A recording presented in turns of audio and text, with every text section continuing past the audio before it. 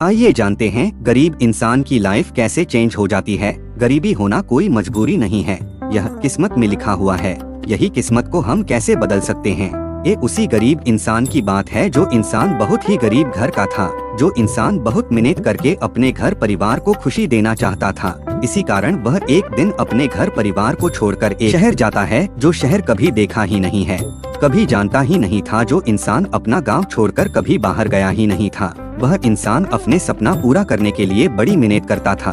मेहनत करने के बावजूद कुछ हासिल नहीं हो रही थी। इतना मेहनत करने के बाद कुछ भी ना होना उसके लिए बड़ी मुसीबत की बात बन गई थी। वह इंसान अकेले में बैठकर बहुत सोचते रहता था और एक काम से सफलता नहीं मिलती तो दूसरा काम करने लग जाता था। जिस शहर में काम के लिए गया हुआ था कुछ हासिल नहीं हो रहा था, फिर सोचने लगा मैं अकेला हो गया हूँ। जिस शहर में काम करने के लिए गया वही शहर उसके लिए एक अनजान शहर था। एक दिन अचानक सब कुछ छोड़कर दूसरी शहर पहुँच गया और काम करने लगा। काम वही था, शहर वही, अनजान भटकना उसकी मजबूरी। इसी काम के सिलसिले एक गांव पहुंच गया। वह गांव शहर से कुछ दूरी में ही था। उसी गांव पहुंच गया जिस गांव में गौतम बुद्ध अपने शिष्यों पर प्रवचन दे रहे थे।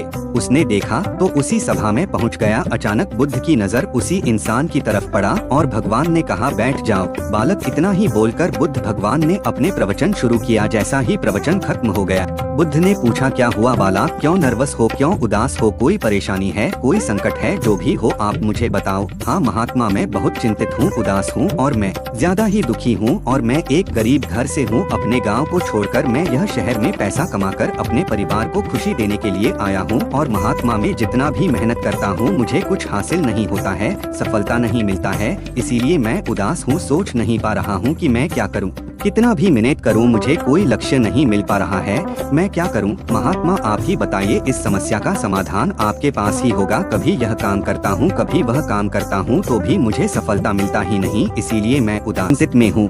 यह सुनकर बुद्ध मुस्कुराए और कहने लगे, यह बताओ बालक, आपका गांव से यह शहर तक कितना दूरी है और कितने रास्ते होकर आए और कितने साधन से आए हो आप। फिर बालक ने जवाब दिया है, महात्मा में एक ही रास्ता होकर और एक ही साधन प्रयोग करके यहाँ तक पहुँच गया हूँ। और महात्मा आप यह सब क्यों पूछ रहे हो, मुझे कुछ समझ में नहीं आ रहा है, आप ऐसा क्यों पूछ रहे हो। बुद्ध कहने लगे, यही तो बात है, हमको समझने की जरूरत है और यह गलती करते हैं। जीवन में कुछ पाने के लिए हजार तरीका और हजार रास्ते अपनाते हैं और इधर उधर भटक जाते हैं और कुछ हासिल नहीं कर पाते और खुद को ऐसा संकट में डालते हैं। इसलिए हम कुछ नहीं बन सकते, इसलिए कुछ हासिल नहीं होती। यह सुनकर बालक सोचने लगता है और कहता है, तो महात्मा आप ही बताइए हमें क्या करना चाहिए लाइफ में सब कुछ हासिल करने के लिए।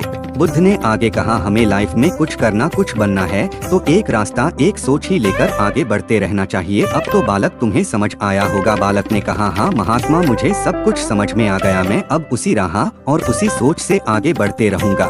इतना ही बोलकर वहाँ से बालक अपने काम के लिए निकल गया और हर दिन मेहनत करते गया और एक दिन उसे सब कुछ मिल गया जो उसका सपना था।